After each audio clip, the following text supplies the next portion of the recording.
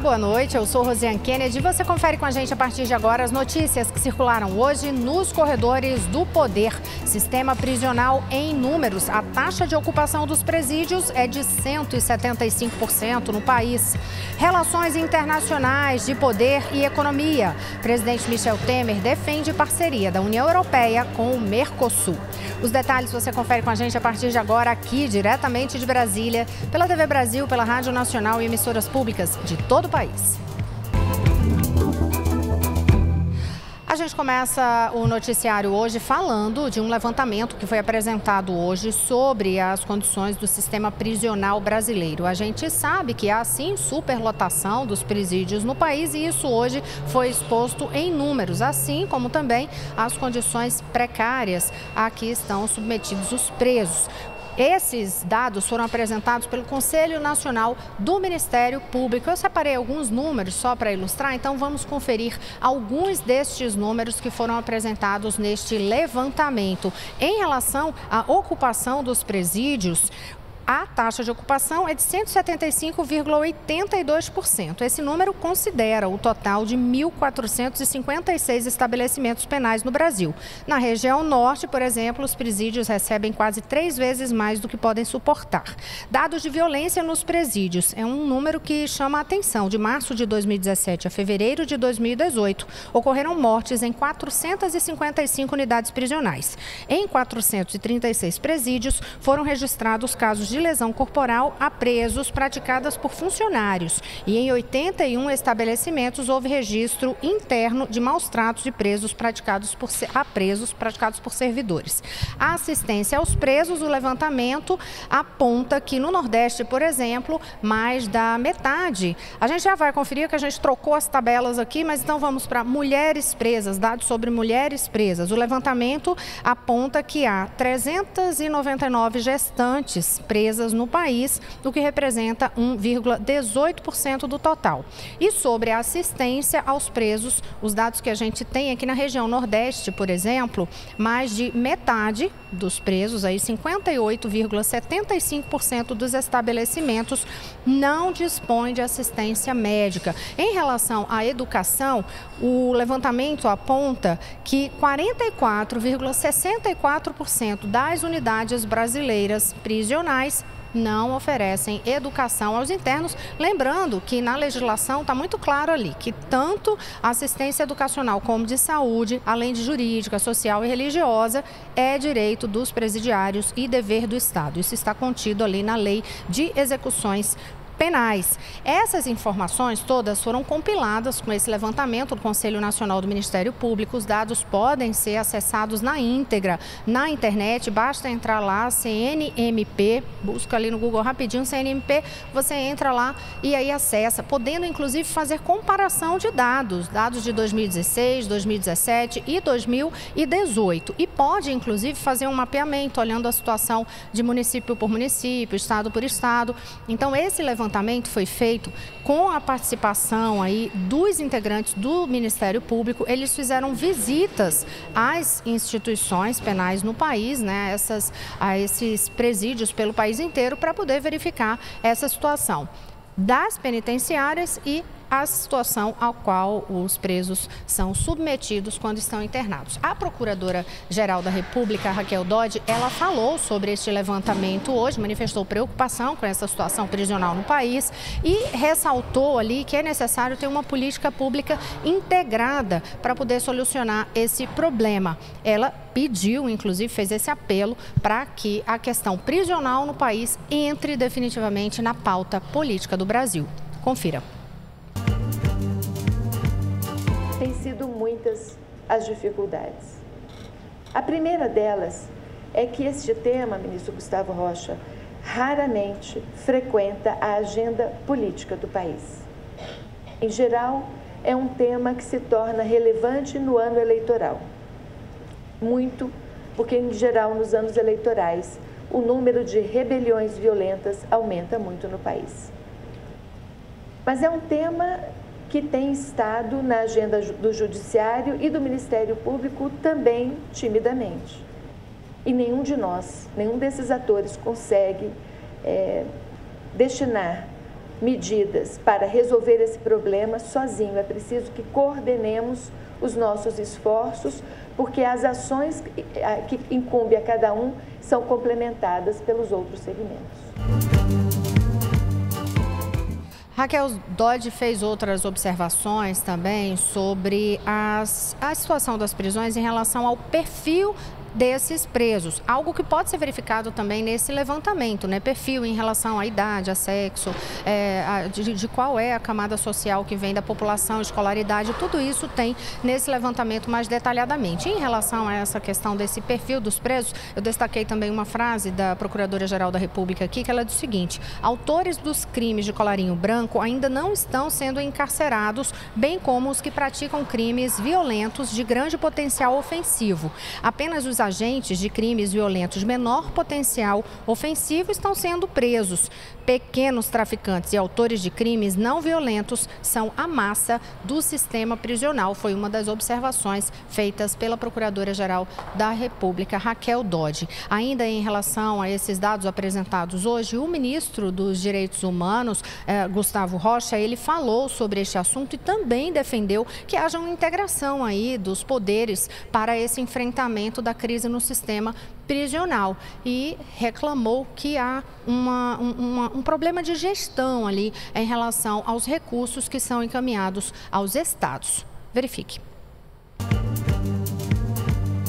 Há uma dificuldade muito grande na medida em que o FUNPEM, por exemplo, tem recurso sobrando. Os estados não utilizam o recurso do FUNPEM. A gente vê uma dificuldade muito grande na utilização desse recurso, pouco interesse dos gestores estaduais no aprimoramento dessa questão, ainda mais num ano em que muito se fala de segurança pública, em que há intervenção federal no Rio de Janeiro, e que isso traz uma visão da sociedade muitas vezes equivocada sobre o sistema prisional brasileiro. Daqui a pouquinho a gente vai falar mais sobre essa questão específica do Rio de Janeiro, os casos de violência no Rio, mas eu aproveito agora para falar ainda de sistema prisional, mas é de uma investigação que está sendo feita aqui em Brasília, na penitenciária da Papuda, complexo penitenciário da Papuda, que tem vários políticos presos por lá. Nessa investigação, a suspeita é de que alguns presos estão tendo regalias e que existe uma espécie de manda-chuva no presídio, que seria o ex-senador Luiz Estevão. É a linha de investigação da Polícia Civil aqui do Distrito Federal, mas quem tem detalhes para a gente é Jéssica Gonçalves, no estúdio da Rádio Nacional. Jéssica. É isso mesmo, Rosiane. Boa noite a você e a todos. A Polícia Civil aqui do Distrito Federal fez uma operação de busca e apreensão no presídio da Papuda, na cela do ex-senador Luiz Estevão e também na cela do ex-deputado Gedel Vieira Lima. A operação foi batizada de Bastilha e realizada nesse domingo, contando com mais de 30 agentes da polícia. A investigação teve início depois que a polícia recebeu denúncias de que presos estariam ameaçando juízes e delegados. O caso não foi confirmado, mas os policiais saíram da penitenciária, que fica aqui em Brasília, com pendrives, documentos e até uma tesoura. O material foi retirado da cela que o ex-senador Luiz Estevão divide com o ex-ministro José Dirceu. O delegado Tiago Boing disse que Estevão tentou se desfazer de alguns itens. Vamos acompanhar. Ele tentou se desfazer de alguns pendrives no momento da abordagem, 5 mini pendrives, na verdade. São objetos bem pequenos, o policial conseguiu ver ele jogando ao chão. Tinha uma tesoura que com certeza não pode ter dentro da cela e alguns gêneros alimentícios que a gente vai verificar ainda junto ao juiz da execução se poderiam estar lá ou não. Os policiais também encontraram vários documentos ligados a Luiz Estevão na biblioteca do presídio. O ex-senador é suspeito de ser o manda-chuva da ala reservada a presos vulneráveis, como ex-policiais e políticos. Os agentes também encontraram um caderno de Dirceu com uma anotação para pedir autorização a Estevão para receber a visita de um menor de idade fora do horário programado. Luiz Estevão foi condenado em 2006 a 31 anos de prisão por crimes cometidos no desvio de verbas na obra do Fórum Trabalhista de São Paulo. Já na cela do ex-deputado Gedel Vieira Lima, os policiais encontraram diversos documentos com informações pessoais. O material vai ser agora analisado para ver se há pertinência com a investigação. A equipe da Rádio Nacional não conseguiu contato com as defesas dos detentos e a Secretaria de Administração Penitenciária do DF, a CESIP, disse que vai abrir sindicância para apurar o envolvimento de servidores, visitantes ou advogados na entrada de objetos proibidos no presídio. Eu volto com você, Rosiane. Obrigada, Jéssica. E agora quem tem notícias para a gente é Daniele Popov a respeito de uma decisão da Justiça que condena mais uma vez o publicitário Marcos Valério. Qual foi dessa vez e qual é a pena aí dessa condenação, Dani? Boa noite. Boa noite, Rosiane. São 16 anos e 9 meses de prisão. Marcos Valério foi condenado pelos crimes de lavagem de dinheiro e peculato pelo desvio de 3,5 milhões de reais de estatais mineiras em 1998, durante a campanha à reeleição do ex-governador de Minas Gerais, Eduardo Azeredo. Os sócios de Valério, Cristiano Paz e Ramon Rollerbach também foram condenados no processo à mesma pena.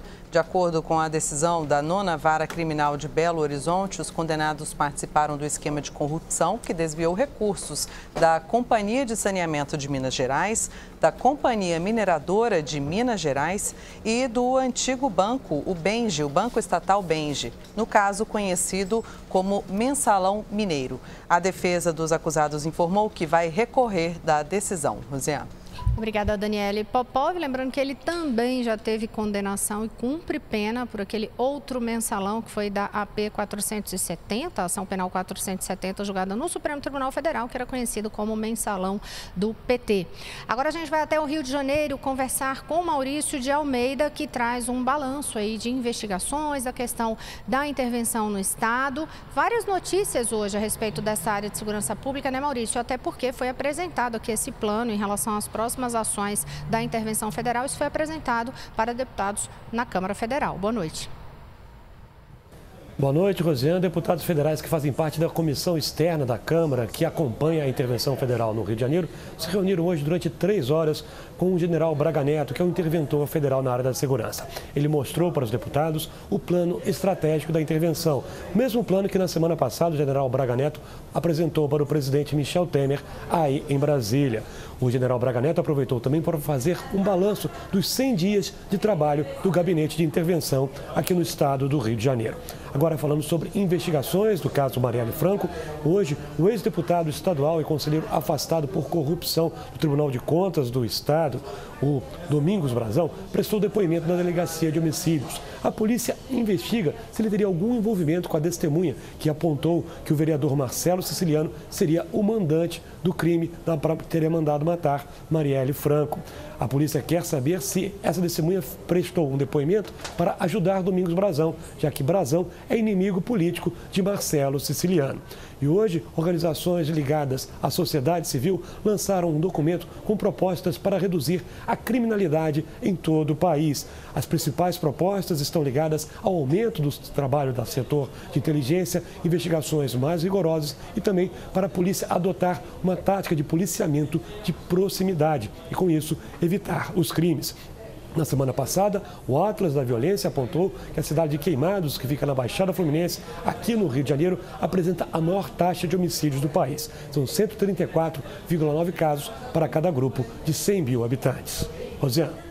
Obrigada, Maurício de Almeida. Agora eu vou conversar com o repórter Paulo Leite da TV Brasil, porque ele tem informações aí detalhadas a respeito dos dados apresentados no Inspeção Nacional, que apontou violação de direitos humanos em comunidades terapêuticas. Paulo, boa noite. Boa noite, Rosiane. Boa noite para todo mundo. 28 comunidades terapêuticas foram vistoriadas em 11 estados e também aqui no Distrito Federal. A gente tem fotos dessa fiscalização aí. E a conclusão é a seguinte: todas essas 28 unidades foram reprovadas. O que são essas comunidades terapêuticas? São casas que recebem pessoas dependentes químicas, dependentes de álcool e também pessoas com transtornos mentais. E quem fez essa fiscalização? 3 órgãos. O Ministério Público Federal, o Conselho Federal de Psicologia e também o Mecanismo Nacional de Combate à Tortura. E esses 3 órgãos, na avaliação deles, e esse relatório foi divulgado hoje, esse relatório diz o seguinte: há pessoas que são levadas para lá à força, há pessoas que querem sair, mas não conseguem sair, há também punições, como a pessoa que descumpre alguma suposta regra fica sem comida, fica também sem dormir, é a chamada privação do sono, e há também outros tipos de castigo. Essa fiscalização foi feita nessas 28 unidades e essas comunidades terapêuticas são muito polêmicas, né? Muita gente concorda com elas, muita gente discorda delas, e há uma outra polêmica que se refere a repasse de dinheiro. Essas comunidades são sustentadas pelas famílias das pessoas que ali estão e também por governos. E aí é que existe essa grande polêmica. A conclusão desses 3 órgãos, principalmente do Ministério Público Federal, foi a seguinte: se os governos botam dinheiro nessas comunidades, essas comunidades têm que ser fiscalizadas. Rosiane, você. Paulo Leite. Olha, outros detalhes a respeito disso você também pode verificar no site agenciabrasil.abc.com.br. E quem está trazendo as notícias da Agência Brasil para a gente esta semana é Daniele Popov, que está na redação da TV Brasil, até porque Carolina Pimentel, você deve estar sentindo já a falta dela aqui no ar. Ela está em merecidas férias. Agora, falando aí de saúde, Popov, um dos destaques da Agência Brasil é em relação à suspeita de surto de toxoplasmose. Exato. O que é que você nos conta? Pois é, Rosiane, segundo o Ministério da Saúde, já são 88 casos confirmados até o dia 7 de junho. Técnicos do Ministério, em parceria com o governo do Rio Grande do Sul e a Prefeitura de Santa Maria, investigam o surto de toxoplasmose em Santa Maria. Além de identificar pessoas doentes, os técnicos querem identificar a fonte de infecção, que é causada por 3 vias: o contato direto com o solo, areia ou latas de lixo contaminados com fezes de gatos infectados, a ingestão de carne crua ou mal cozida infectada, especialmente carne de porco e de carneiro, e infecção de mãe para filho durante a gravidez. Bom, e ainda sobre saúde, a gente segue agora para São Paulo para conversar com a Vanessa Casalino, na redação da TV Brasil, que tem informações sobre um reforço da vacinação contra a febre amarela, né, Vanessa? Boa noite. Boa noite, Dani. Boa noite a todos. A Secretaria Estadual de Saúde decidiu ampliar a vacinação contra a febre amarela para todas as cidades do estado de São Paulo. A partir de hoje, moradores de 645 municípios podem ser imunizados com a dose fracionada da vacina. A dose padrão continua mantida para crianças com idade entre 9 meses e 2 anos incompletos, pessoas que vão viajar para países com exigência da vacina e grávidas que frequentam áreas de risco. A vacinação foi ampliada depois que a morte de 3 macacos foi confirmada em maio aqui na capital. Até o dia 15 de junho, são 561 casos de febre amarela silvestre confirmados no estado, com 214 mortes. Mairiporã e Atibaia respondem por 42% deles. Aqui na capital, pouco mais da metade da população, quase 57%, foi vacinada desde o início da campanha, o que está bem abaixo da meta de 95%. Nos postos da cidade, a vacina está disponível até o dia 30 de junho. A orientação é que pessoas que passarem pelas áreas de risco tenham tomado a vacina há pelo menos 10 dias. Eu volto com você, Rosiane. Obrigada, Vanessa Casalino. No próximo bloco, você confere com a gente detalhes sobre a reunião da cúpula de chefes de Estado do Mercosul e as declarações do presidente Temer em defesa de um acordo do bloco do Mercosul com a União Europeia. Daqui a pouquinho eu volto já. Estamos de volta, eu sou Rosiane Kennedy e você confere com a gente as notícias que circularam hoje nos corredores do poder. Vamos falar um pouquinho de economia e relações internacionais do poder. Está ocorrendo reunião da cúpula de chefes de Estado do Mercosul. O presidente da República, Michel Temer, participou, discursou e fez uma defesa de que se avance no acordo do bloco econômico sul-americano, o Mercosul, com o bloco econômico da União Europeia. Confira. Na frente das negociações externas, nossa opção é inequívoca: mais e melhor abertura. No lugar de nos fecharmos em nós mesmos, atuamos em conjunto para inserir nossos países na economia global. Essa estratégia, senhores e senhoras, é indispensável para a competitividade de nossos produtos, para a geração de emprego e renda para a nossa gente. Não devemos abandonar a ideia desta aliança com o Mercosul, porque na premissa que levantei, segundo a qual o nosso trabalho há de ser um trabalho cada vez mais de abertura para o mundo, fechar esta porta agora significa impedir o caminho das negociações que, nestes últimos tempos, com todos os naturais embaraços, vem tido razoável sucesso. O presidente Michel Temer também falou sobre a Venezuela, que está suspensa do bloco, disse que o Brasil continua vigilante à deterioração das condições humanitárias no país vizinho e disse que o Brasil faz esse atendimento humanitário aos imigrantes venezuelanos no país. Ainda sobre Venezuela, os presidentes do bloco do Mercosul emitiram notas hoje sobre Venezuela e sobre Nicarágua.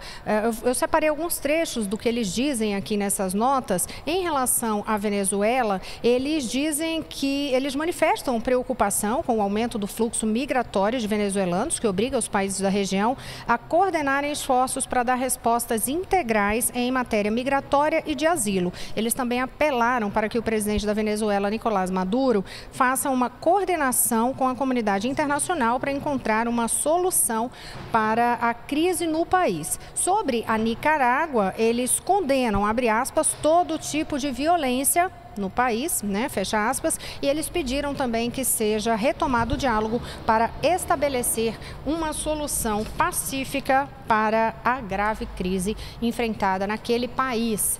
Olha, depois desta reunião aí, o presidente Michel Temer falou com os jornalistas e foi abordado, entre outros temas, sobre a questão polêmica que envolve a tabela com preço mínimo de frete. Mas quem tem detalhes sobre o que disse o presidente é Daniele Popov. O presidente Michel Temer disse que o governo vai esperar o Supremo Tribunal Federal decidir em relação à tabela de preços mínimos de fretes para o transporte rodoviário. O presidente acrescentou que o governo vai obedecer à decisão do Supremo. A tabela foi acordada entre governo e representantes da categoria nas negociações para encerrar a paralisação que durou 11 dias e afetou o abastecimento e diversos setores da economia. A medida, no entanto, foi contestada no STF por entidades da agropecuária e da indústria. A declaração foi dada a jornalistas após o presidente ser questionado se o parecer contrário do Conselho Administrativo de Defesa Econômica, o CAD, a essa tabela poderia atrapalhar a solução da questão.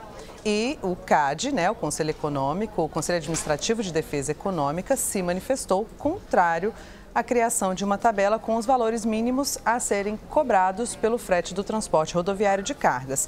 O CAD sustenta em parecer enviado ao Supremo Tribunal Federal que o tabelamento do frete limita a concorrência, prejudicando a sociedade, criando uma espécie de cartel no setor.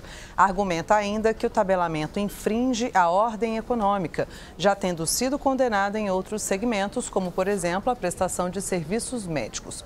Sobre a greve dos caminhoneiros, o ministro da Fazenda, Eduardo Guardia, disse hoje que os impactos da paralisação na economia são transitórios, entre aspas. Segundo ele, o movimento teve repercussões tanto nos níveis de inflação como também no próprio crescimento econômico. No entanto, Guardia acredita que os efeitos relevantes causados pela greve serão contornados ao longo do tempo. O ministro falou num evento com empresários em São Paulo. Sobre a projeção de crescimento do Produto Interno Bruto, PIB, para este ano, ele não quis comentar se haverá ou não revisão do índice. Destacou que a estimativa oficial do governo será atualizada em meados de julho. Em maio, o governo federal reduziu a expectativa de expansão do PIB em 2018 de 2,97% para 2,5%. Rosiane. Obrigada, Dani. E quem disse que poder não fala de Copa do Mundo? Pois Moisés Rabinovich aborda hoje, em um olhar sobre o mundo, o aspecto político do futebol. Confira. Atenção! Teremos esta noite um jogo imprevisto entre futebol e a política. Já assistimos a uma guerra do futebol entre Honduras e El Salvador e o cessar-fogo de outra guerra na Nigéria por causa de um jogo com Pelé. Copa sem bola é um jogo de poder e de muito dinheiro. escalamos o escritor e comentarista esportivo Celso Unzelt para comentar essa partida, que começa às 15:10 da noite, em Um Olhar sobre o Mundo, depois de conversa com Rosiane Kennedy. Até lá. Olha aí, sobre o Conversa com Rosiane Kennedy, eu vou falar agora, mas só aproveitando para lembrar que durante a Copa do Mundo a gente está com um horário especial. O Olhar sobre o Mundo vai ao ar às 22h15, às 10h15 da noite. Antes, às 9h45, terá conversa com Rosiane Kennedy também sobre futebol. E a conclusão do irreverente narrador Silvio Luiz, você pode ter tido ontem também naquele jogo, é de que o Brasil não é mais Deus soberano no futebol. Acompanhe. O jornalista Silvio Luiz é o locutor esportivo mais irreverente da televisão brasileira, famoso por seus bordões. Foi ator, apresentador, repórter, diretor de programação. Na cobertura esportiva foi o primeiro repórter de campo. Hoje está na Rede TV e na Transamérica. Sua voz aparece ainda na publicidade, em narração de GPS, na locução de jogos de videogame e até em dublagem de desenho animado.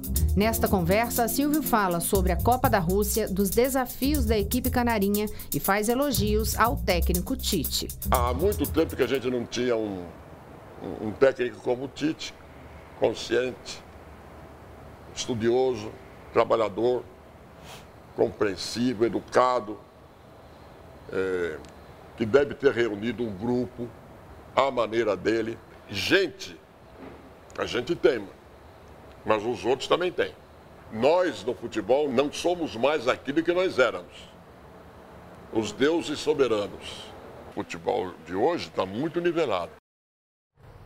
Olha, esta conversa vai ao ar na íntegra às 9h45 da noite, com muito motivo ali para você se divertir com todos os bordões de Silvio Luiz. Uma boa noite a todos, até amanhã.